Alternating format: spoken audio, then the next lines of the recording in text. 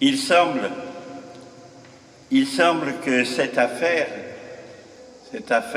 l'Église, soit bien mal embarquée dès le début. Il semble que malgré cette parole de Jésus, l'Église sur une pierre solide, il semble que c'est pas si évident que ça. Car en effet, déjà, que voyons-nous? Nous voyons Pierre en prison.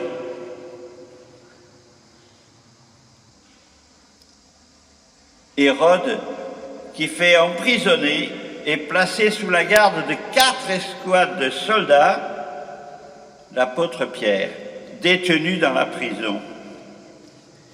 Et quant à Paul, il nous dit « Tous m'ont abandonné, tous ». Alors, cela nous paraît bien mal parti. Mais peut-être que nous pouvons faire le lien avec aujourd'hui. Bon, nous ne sommes peut-être pas en prison. Nous pouvons dire que nous sommes encore un peu nombreux, donc nous ne sommes pas tellement abandonnés. Mais pourtant, n'avons-nous pas une certaine inquiétude? N'avons-nous pas un certain désarroi devant cet avenir de l'Église qui nous paraît compromis, qui nous paraît difficile? Et parfois, eh bien oui, nous nous disons « Où es-tu, Seigneur, toi qui nous as promis que rien ne prévaudrait sur ton Église ?» Alors, eh bien, nous pouvons peut-être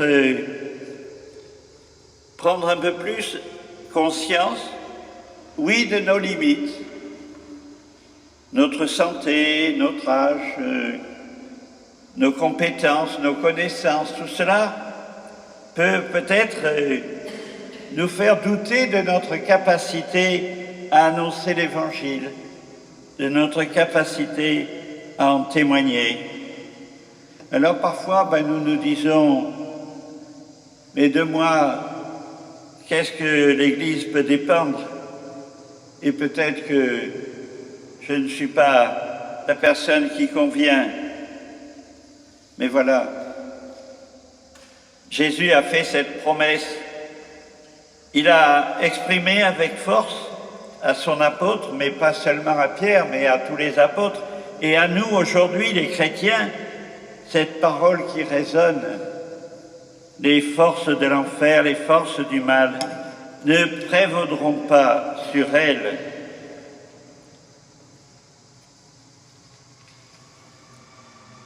Tu es Pierre, sur cette pierre, je bâtirai mon Église. Et alors, pour nous donner cette assurance que la parole de Dieu ne peut pas être enfermée, que la parole de Dieu ne peut pas être mise en prison, les Actes des Apôtres nous rapportent cet événement, que Pierre a été libéré, Pierre a été délivré, et une fois dehors, Pierre se surprend en disant « Je me rends compte maintenant que le Seigneur a pris soin de moi, il m'a arraché aux mains de ceux qui me liaient, qui m'emprisonnaient. » Et l'apôtre Paul va dire à son tour « Le Seigneur, lui, m'a assisté. Tous m'ont abandonné, mais le Seigneur, lui, il m'a rempli de force pour que par moi, la proclamation de l'Évangile s'accomplisse jusqu'au bout. » Alors, si aujourd'hui nous avons le sentiment que notre Église ne répond pas aux attentes de ce monde, si nous avons le sentiment que la parole de l'Évangile n'est pas tellement écoutée ni entendue, eh bien ne nous décourageons pas. Avec les peu de moyens dont nous disposons, avec les qualités qui sont les nôtres, avec la communion qui nous rassemble, nous pouvons aujourd'hui encore nous dire que Jésus est à nos côtés, Jésus est parmi nous, il est avec nous, pour que l'Église ne soit pas enchaînée, pour que la parole de Dieu ne soit pas étouffée.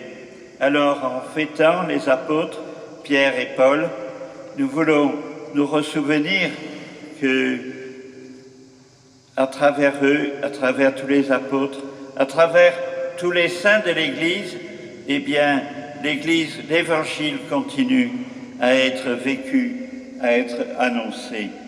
Alors, eh bien, en célébrant Pierre et Paul, c'est tout l'avenir de l'Église, et je voudrais terminer en soulignant que cet après-midi, Rémi Buquet va être ordonné prêtre à la cathédrale de Marseille. C'est un signe.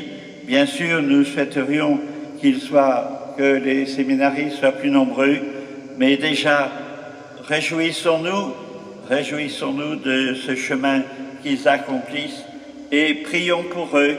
Peut-être connaissez-vous cette prière que l'évêque nous a donnée, demandant aux saints de Marseille de continuer à encourager notre Église. Demandons à ceux qui témoignent de la foi d'être parmi nous et de nous encourager. Alors, en priant pour Rémi, en priant pour les prêtres qui sont ordonnés aujourd'hui, nous demandons au Seigneur que ton Église ne puisse pas disparaître. La puissance de la mort ne peut pas l'emporter sur elle. Amen.